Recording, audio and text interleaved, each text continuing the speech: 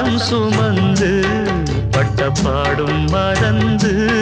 பிள்ளை செல்வம் பிறக்க அள்ளி கையில் எடுக்க